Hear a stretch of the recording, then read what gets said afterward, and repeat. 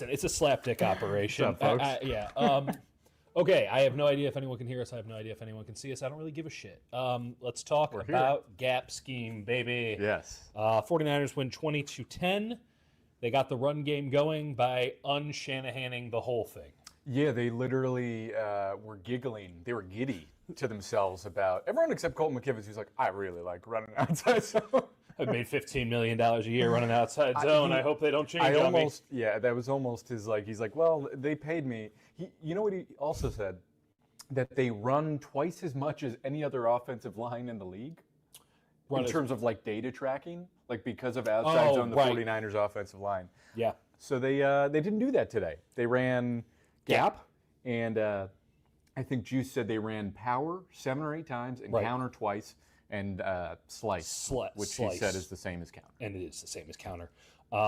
They ran the ball almost 40 times tonight. Christian McCaffrey looked alive, magnificent, revitalized. Man, wouldn't you have been an asshole if you would have suggested that man lacked juice? Reeled it back immediately. Once he saw the tape. He was fantastic.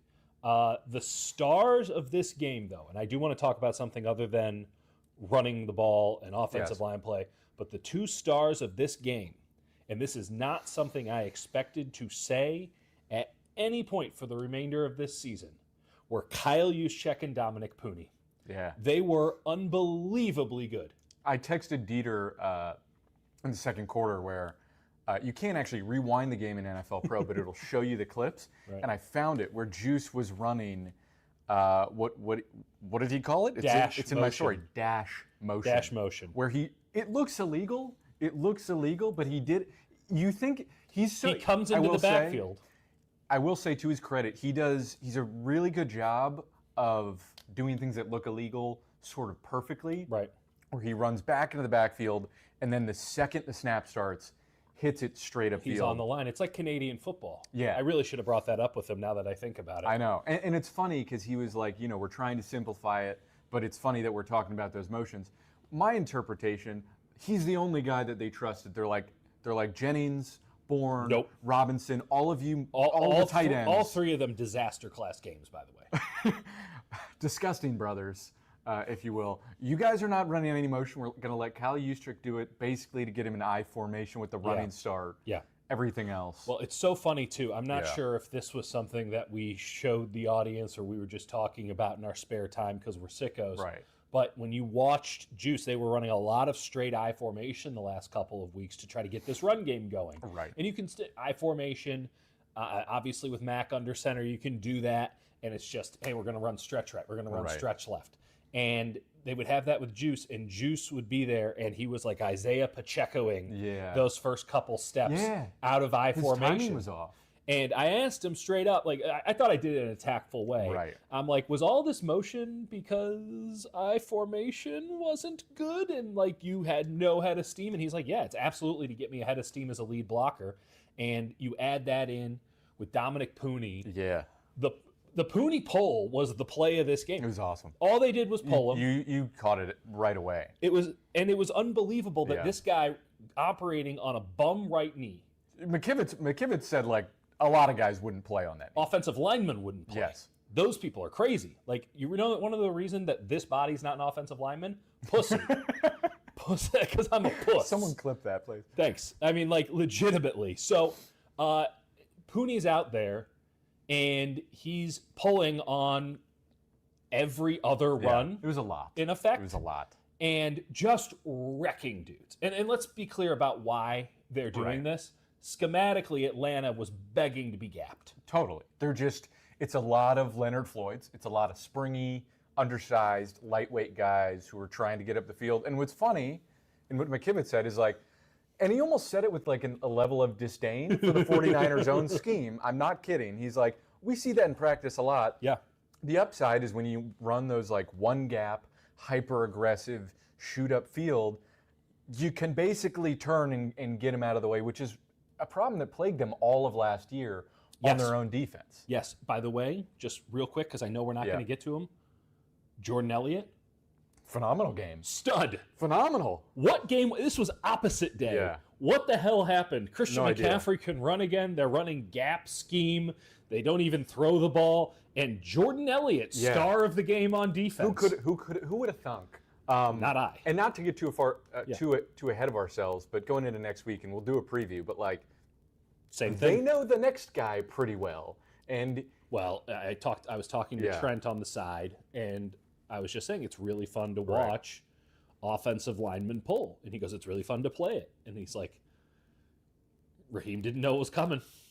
Well, do you think D'Amico knows it's coming now? Yeah. But this is the cool it's part. like, does he know that I know that? Now they get to do it. And this is something Yeah. we talk about a lot. Obviously, in the division, it matters.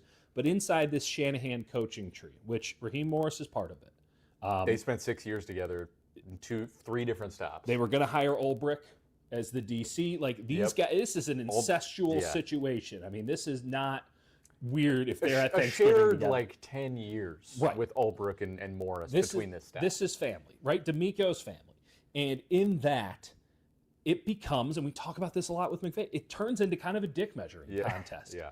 And Kyle brings out his best. And in this case, the best was, I'm not going to do anything that you think I'm going to do. Right. Which right. was awesome. And he went, listen, and a lot of the guys pointed to it. I talked to Matt Hennessy, and it was sort of like, there's this idea of like, so the offensive line has been objectively bad. Unquestionably. But that has not been the only game, as we have pointed out, that the run game has not worked. It has been tight ends whiffing. It has been guys missing assignments completely. It has been Kendrick Bourne not knowing the play. Mm-hmm. By the way, him and Juwan Jennings both were responsible for like the fullback dive that didn't work. Bourne got his ass kicked. He So did got Kittle. demolished. You saw Kittle more than I did, but Kittle didn't do as well. But Bourne was like almost on the ground. Yeah. So that's part of it, but it's like all these different pieces not working. And I think part of the gap scheme thing, mostly it was to attack the Falcons. Yeah. But it's also simpler. It's like we're going to do less motion. We're going to like Yeah. everyone stay where you are, and then we're just going to be physical, and we're going to get upfield, and we're going to let Pooney pull. Yeah. And we're going to let everything ride off of that. This is what the Packers do, by the way. This is how the Packers have adapted their scheme, and they can run the ball down anybody's throat when they're on a good one. By the way, continuing opposite day, great game for Luke Farrell. Yeah, dude, did you see that choice route? I was like, Yes, is I that did. 89? Yeah. It's like, what's going on Not here? surprising that Kittle didn't have a catch. Generally, run game was some good, some bad. I thought that was a fair back into the rhythm game for George Kittle. Yeah. I do think that there will be idiots that will come out and be like, George Kittle's back. That's why they can run the ball. Oh, and it was asked, and people went, and then you saw them go, don't say anything negative about Kittle. Don't say that it wasn't his job. Yeah. Right, because it's like I'm not going to argue that having Kittle back doesn't help. Unquestionably. Of course it Even helps. just as a mental But aside. he was not the reason. It was schematic, and Yeah. it was execution, and it was a little bit of like power simplicity against a one gap get upfield scheme. I mean, the one play that he unquestionably made an impact on was that that was like the deepest pass of the game to McCaffrey, just shy of the goal line, where Kittle was able to pull a safety. Saw that. That was a good play. That was a good play. Collinsworth was like, oh, man, I'm this sure. is fun. That guy's tough, Kittle. This was an old school football game. I thought the defense turned in an outstanding old Bryce school. Huff was on a murderous tear. I thought Mikel was just massive. We said Jordan Elliott was great. Sam Aquanu turned in some great reps. Tatum Bethune is not Fred Warner. Tatum Bethune's a good linebacker. Yeah, there's going to be an overreaction to this, but he was very good. He was very good. Winters was very good. I think it's funny with Mikel because you're like, oh, Mikel was pretty good. And then you watch it again, you're like, he's getting better every damn week. He takes on a lot. It will not be statistically noticed, but this is the kind of stuff. That's why you pay for the grades on the Hutch Report. I mean, this is the kind of stuff that if you like watching, if you like the artistry of football, even sometimes when it's just bludgeoning in other dudes' faces like it was tonight, like Mikel Williams is your kind of football player. That's a coach's football player. That's a scout's football player. Just like objective. Not fun on YouTube, though. I mean, he is fun on YouTube if you actually watch it. Fair. But if you're watching, I mean, it's funny because like Mikel was so obviously, and we don't have to relitigate any of this, but like just so obviously would help any defense. Yes. In any scheme would be a net positive player. Yeah. And to like, I think people are recognizing it now, but like just so clearly like a dominant force, even without like any bag. And Can I throw something your way? Go for it. He's more of like a Jalen Williams to a Shea Gilgeous-Alexander. I like that. Where it's like, he's a number 2. He's going to give you a little bit of everything. Is it going to be awesome and flashy? Like, sometimes he'll have a 35-point game, and you'll be like, this guy's great. But, like... You're like, is he sneaky the best player in the team? But you have to have... It's 100%. Sneaky. It's always sneaky. Correct. It's always that all-around. Whereas, like, SGA, great player, but, he's there. He's in your face. It's obvious what's happening. It's very blunt, whereas this is more deft. Also, Michael Penix. Let's talk about Michael Penix for a second. Brother, there's no internal clock on him. He's just like... He is. That man lacks football feel, and my new theory is that he is, in fact, a righty, Jake. I'll let you go ice on this. Okay, so first off, it is jarring in person. No one has a better arm. Nobody. That left arm is a gift. Josh Allen has a better arm, but it doesn't have the same kind of oomph to it. Josh Allen, there's a little bit of float. It's just, I would strongly disagree, but go on. Whew, anyway, I mean, this is like your ISO. This is like a Kaepernick level zip from Penix, and he has no idea where it's going. My theory now is that he is in fact righty, but somehow, some way, his left arm was blessed by God. Into just being an absolute cannon. And so he has to, it's the only arm he can throw with, and he's figuring it out on the fly. So he was like a righty growing up throwing stuff, and then he threw something with his left. It was like he Rookie of the Year'd it. Yes, that's exactly what I was going to say. And now he's just trying, now he's Wild Thing, Rick Vaughn, we're conflating baseball movie metaphors. Isn't that great? Like Angels in the Outfield, all of those movies occupy the same. What happened to those? But we don't have enough of those. No one throws it out of bounds more. Absolutely no feel. He should have been picked off a couple times. Zero anticipation. I will say, I'm pretty sure, I'm not sure if it was a grounding or another just absolutely abject broken play. But there was one where Huff got him. Yeah. Michael's coming from the other side, but he just kind of went, nope. Well, sorry. Oh, yeah, no, it was before the half, right, where they were about to kick a field goal, and he... I think it was the terrible grounding. By the way, back-to-back weeks, I think they showed this on the broadcast, back-to-back weeks where the Falcons have just been like, no, we don't want points going into the half. Don't worry, though. We'll kick it off. The like empty, vapid shots of Raheem Morris just staring into the void. The Raheem Morris just standing at his side. Standing next to Jeff Ulbrich. He's like, what do you do? What do you guys have to Have you ever seen Raheem Morris talking to his headset? I think they Sirianni'd him, which is to say that thing ain't plugged in. Regardless. And this is the thing about the Falcons is I think internally I knew I was probably taking them too seriously, but given it's like they're an agent of chaos, you have to say, what's the worst case scenario coming off of what they just did? You're like, okay, this could be the best offense we've ever seen. It felt like they misused Bijan a little bit. And also, what are we doing not isolating Darrell Luter on Drake London? They don't trap. Their corners don't travel. They waited until late in the game, and by that point, Penix was so messed up mechanically that it just didn't matter. He spiked a couple to him. You just watched like Luter get beat by their third-string receiver twice on key. Well, it's Darrell Luter doing what Darrell Luter does, which is backpedaling all the way to Oakland. And then it's like, oh, the ball was thrown. Let me make sure I get that one tackle. Play where he didn't have any clue where the ball was coming from. He just backpedals. Darrell Luter's here to backpedal. Again, he's out here Joey Crawfording down the court every single play. I mean, their secondary is still a mess, and it doesn't. Their secondary is a goddamn mess, Jake. I think Chase Lucas keeps the job next week. Ironically, the one position that I was feeling good about was with Upton Stout, who I felt like had turned a corner these last couple weeks. But Chase Lucas is playing really good. Also, I think you moved Jair back to big nickel, and you put Siegel and Mustafa deep. I know, like, Siegel's had issues, but, like, I don't think Brown was doing much better. I saw him, like, stone-footed quite a bit. And, like, safety stuff can be hard, but I saw him, like, you're like, oh, go. Come on, you need to react, buddy.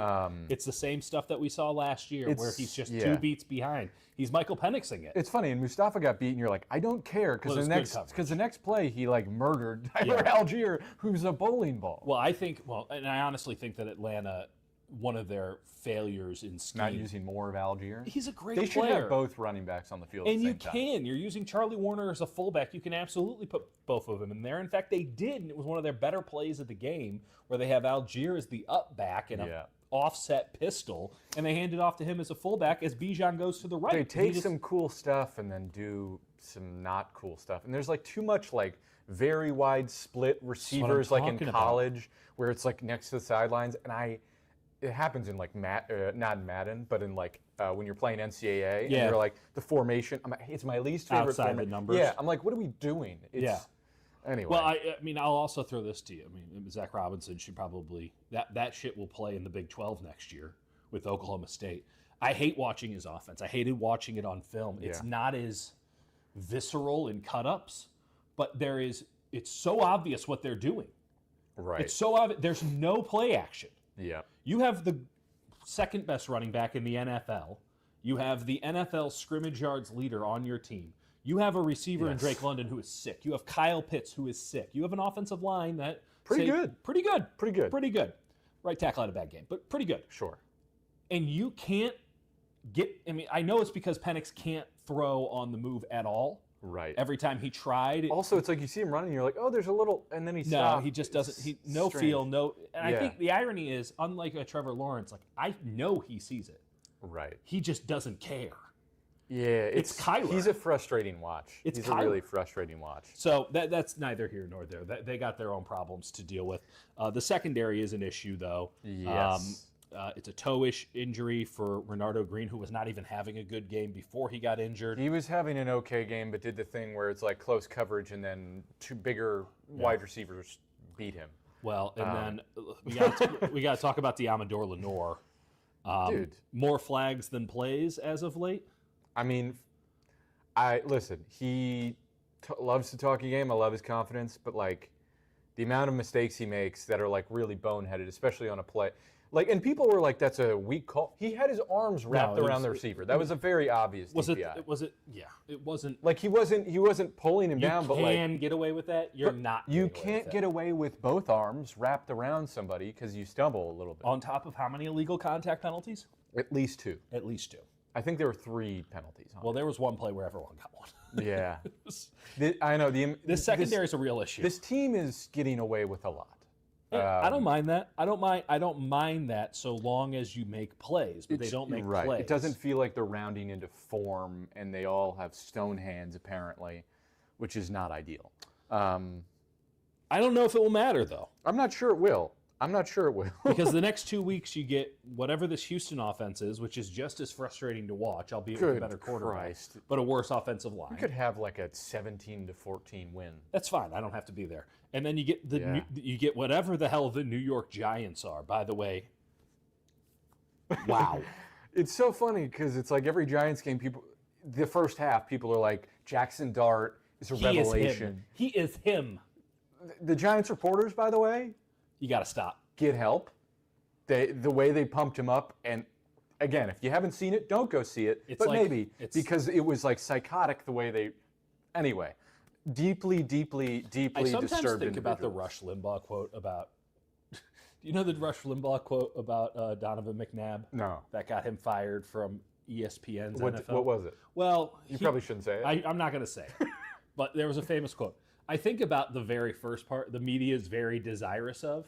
And it's like, ooh, the media is very desirous of a Gen Z quarterback. They were crowning him in training camp as like the greatest quarterback we've ever seen. And like I don't know, they're just so obsessed with his swagger. And then it's like, in every fourth quarter, it's like, let's see the worst interception you've ever seen. Great diving touchdown, but also he only got to the red zone at the end of that game all on PIs. Not a single yard, all insane PIs. Yeah. After the Broncos dropped, I'm not shitting you, at least 3 interceptions on the same drive. I'm really proud of him. I think that it's going to go great. If you can't tell, Jake and I watched a lot of Jackson Dart, and you're like, okay, cool. What are we doing? We have a visceral dislike of Jackson Dart, both as a person and as a quarterback. Do we think we would have the same evaluation if his name was spelled Jackson with a CK instead of an X? It wouldn't be as harsh. I think quite honestly, I won't ever get over the X. I'm not going to lie to you, Jake. This is a little Dieter has children's aside here. There is a kid friends, we're going to have a birthday party and everything, Great. named Jax. Great Yep. kid, great family. Yep. When I found out that his legal name is Jaxper, I couldn't really look his parents in the eye ever again. These are normal people. That's tough. And I thought don't know what Jax that was is. really pushing it, but Jaxper, too much for me. Too much for me. I don't know what to do with that. Dieter Kurtenbach says that's too weird of a name. I'm still processing that. What else do we need to talk about with this contest? Let's see. Chase Lucas was pretty good. Yeah. Nice little spark. blitz. Yeah. Robinson dropped. Ooh, Robinson. Robinson, it's interesting because you'd think in a situation like this where it's like, all right, we've got Juwan Jennings with, I guess 5 he's broken ribs, wearing just like a flak jacket. Flak jacket, on Juwan. A couple bad ankles. And Kendrick Bourne, who's just a couple sick plays a game, a couple absolute nightmares. You'd think Robinson would carve out a role, but like clearly isn't comfortable in the offense yet and is like not trusting himself. Brutal drop. Brutal. I mean, It was such a bad drop that I thought that he had caught it. And then everyone started walking back. When your boy at Mizzou was like pumping his fist last night. He's like, like Drinkwitz is like, to be fair, that went over. That was it that did. that kick It was did. in, and It it's did. fine. They won anyway, but It that did. kick was in. And the I agree. SEC is out to get Missouri because the media can't handle it. Jennings also dropped, turned into an interception. Jennings had a bad blocking game, which you want to give some deference to not being a good blocker when you're broken across your body, but also you're playing football now, and like your responsibility is your responsibility whether you're hurt or not. And Dom Pooney wasn't making excuses as they're like daring that knee to explode on every pull. Right. Did you know that this team is 5-2? It's unbelievable. It's They're halfway to the playoffs. They're not even halfway through the season. I haven't really. And then they lost to the Jaguars too. Like, Well, and let's be clear about this aspect of things. I thought that schematically they absolutely kicked their ass, and their defense kicked their ass, and they did a lot of really good things. I feel like Shanahan's kind of owned Raheem Morris. As well, he should. He's It's like- much better than Raheem Morris. It's the opposite of the Jim Schwartz situation. Right. Jim Schwartz was never in the family. You know that Coming up later, they're going to lose to the Browns. It's really hard to say because Dylan Gabriel just sucks so bad. No, but there's like a level of it doesn't matter. You're right. Quinshon Judkins You're right. will go for 140. And maybe this is in the same vein. Like, it just doesn't matter. It's the Atlanta Falcons coming off of a big, resounding, attention-grabbing win on Monday night and then flying across the country. My prediction, I think, with with this stretch, if you go back to like the preseason guide, was that like if they lose to the Bucs, they'll beat the Falcons. Yeah. If they beat the Bucs, they'll lose to the Falcons. Yeah. And Sometimes the NFL's just like that. Yeah, I think it's just you get, some South opponents, and it's like they're just so deeply unreliable as narrators of their own existence. It is a shitty division, man. They're all like, oh. Carolina's still in it. That Every tells you other everything week, you need they to know. like show up and they're like, we forgot we had a game to play. We did not prepare a game plan. We're winging it, and it's not going well. Let me just put it to you I this. don't think the Jets should be allowed to play football. That's an aside. That's a totally different conversation. Darrell Luter had 5 tackles today. I think that's Tackled pretty hard. He's a good tackler. Good tackler. By the way, this team had 5 quarterback hits, 4 tackles for losses, and 2 sacks, and they were bringing dudes. Robert Saleh went for it tonight. It's interesting that kicker Jake Bates had led the game with 10 tackles for the Falcons.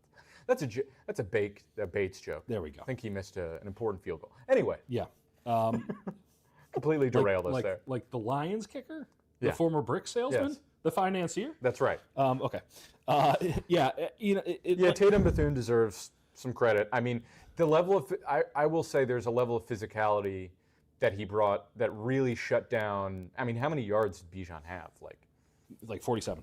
47 yards. I mean, that was a thing that we thought that was going to be a problem. He never 40 yards. 40 yards. He just never was he looked like Christian McCaffrey. And it's something I remember hearing last year that in the building they were frustrated that they weren't running any gap scheme because I remember they won't run it. On principle. Because last year they were getting frustrated. They were like, we ran gap scheme preparing. I forget who they were preparing for, but they ran it leading up to a game last year. Right. And they're like, this is working. Why don't we use it? They ran it for the defense, right? Correct. Because the scout team was dominating by running gap scheme. And they against this one. And they went, you don't why think are we not that running? story came into the game planning this week? Because we heard that story in that locker room last year about the Atlanta Falcons. And they didn't even play the Falcons last year. There was some frustration, a lack of gap scheme, and Falcons sure could have used some. It's also so interesting that the Niners are so effective at beating their own defense. Yes. And it's like, it's awesome. Don't you guys think that maybe you should adapt your defense a little bit? But to be fair, I think Robert has. Yeah. But last year, you would think like, hey man, like the answers to the test are right here. You gotta say he's fucking dialed in. He's on fire right now. He's on absolute fire. For him to have this game with Tatum Bethune as his mic. Yeah, and also Curtis Robinson is his mic for one position. Well, certainly it's not going to be Nick Martin, who. So someone mentioned that he had like a good special teams tackle. Did. Also responsible for like a 45-yard return that went directly at him. Which again is exactly how I evaluated his special teams. Like, oh, pretty good, and then terrible. When all flash, no substance. When he's on the defensive, it can be bad. Yeah, I don't know if they'll call him up for the next game. We'll see. Because Stone Blanton, I cannot believe that I know this. Is he still in the practice squad? Well, no, they worked him out today. Stone Blanton gave this team some pretty good ST reps during the preseason. Also, we forgot. Malik Turner. Wow. Shout out Malik Turner. Malik Turner's up. We're never seeing. He's got the long sleeves like he was just a created character. He changes his number once a week. Where you're like, I look like a scrub. I forgot. He's got the Phillip Rivers on? Yeah. He's got the long sleeves like the old danglers? Like you're the like roast beef sleeves? He's got the my cousin Vinny, I need a suit. This is the only suit. It doesn't fit a human. My mom says I can't get a new jersey till I stop growing. That's what he's wearing. And he was dominant on special teams. 3 tackles on special teams. Also, shout out Eddie Pinheiro, who still has not missed a kick. That ball is juiced, and he has a full chest tattoo. Eddie Pinheiro, that 55-yarder would not have made it from 57. Nope. It might have made it from 56. Nope.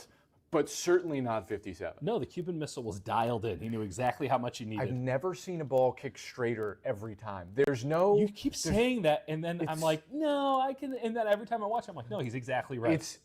I don't know how he does it. I think he toe kicks it. I was going to say, it feels like back in the day there were some kickers some real Dempsey energy. Some kickers that either went, like in the 1800s eras of football, that either had steel toes... Yeah.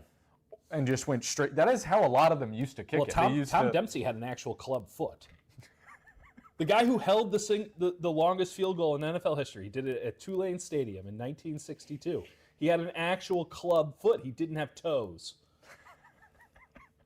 Look this up. This is real. He did it for the Saints. 63-yard field goal. That's awesome. Should we all get our toes removed and start making field goals? I'll also say I watched a weird NFL Films thing the other day about barefoot kickers. That was just a thing. Oh my God! Yeah, you're right. I have seen this. You've seen his foot? He doesn't have toes. No toes. I mean, that's kind of an advantage. That's crazy. Quite literally, he's built different. Built different. Held the record. Meanwhile, Brandon Aubrey's out here. He does not kick the straightest ball, but he had one that would have been good from 80. Today. I think he might make a 90-yard field goal. I think that he deserves a single MVP vote. And I think that there's got to be a member of the Dallas media that's got to do it. I would. I honestly think he could make a field goal end-to-end. With the right conditions, I think he could do it. I think that he can make what I like to call the Janikowski, which is end of a half, nothing to lose. Free kick?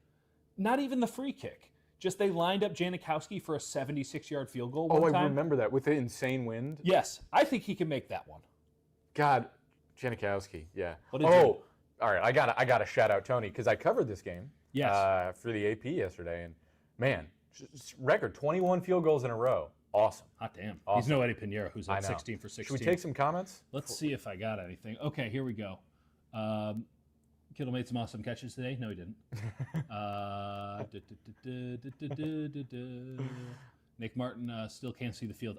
I legitimately wonder if they're going to keep him up because the tape's going to be pretty damning. We'll see. Let's talk about Hennessy. Oh, yeah. Talk to the guy. Fine. He was fine. He was fine. What he did say, which was not that interesting because they all sort of said it, but he's like, what helps is the fact that, like, we felt insanely prepared because we were basically going against the defense we were going to play. Right. And he's like, I was like, so were you nervous? He's like, yeah, I was basically shitting my pants for two plays, but after that, it's fine. But yeah, good job. I will, again, get to grade it out. Go get your grades on Wednesdays, folks. Okay. Jax had the family ripping boat. I don't know what that means. Style for president. I'm so scared of the Houston D-line. I mean, this is the difference. Yeah. They're going to run the same stuff. They're going to have Azeez Al-Shaair and Will Anderson Yeah. and Danielle Hunter. You know what's funny? There's like a narrative around Azeez that he's like a dirty football player. He is absolutely a dirty football player. Which is accurate. I love him. Let me say, which is accurate. He is taking some cheap shots. He is out there for blood. That narrative wouldn't exist like 15. Imagine 15 years ago. No, he would have been a puss. John Lynch would never have made it. John Lynch loves to bring that up. John Lynch is like. John Lynch would have been suspended. Have you ever watched a John Lynch highlight reel? He's committing war crimes.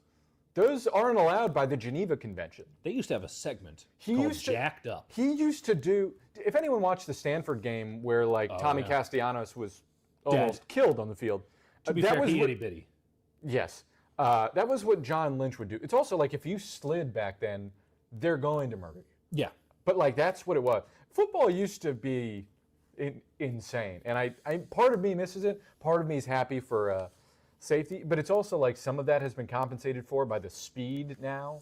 It's so fast. It's impossible to do form tackles and stuff. Remember when they cared about like how kickoffs were unsafe, and now it's like guys are getting rocked on these kickoffs? I think the kickoff thing is a case in point of unintended consequences. Yeah. Just like, we want to make sure that the kickoff is still viable. It's like that. You know what? Why do they want it to be viable? Because they don't want people disassociating from the game at any point. They want to keep your attention. I got an idea. Get rid of the kickoff. So it's like what you come up with is it's safer for the guys that are going colliding right there. For the guy returning, it's as bad as it's ever been, and you might just. They're turning their back to 10 men trying to kill them. Yeah. So I just think that it's just unintended consequences. Someone's going to get really hurt. What else you got before we get out of here?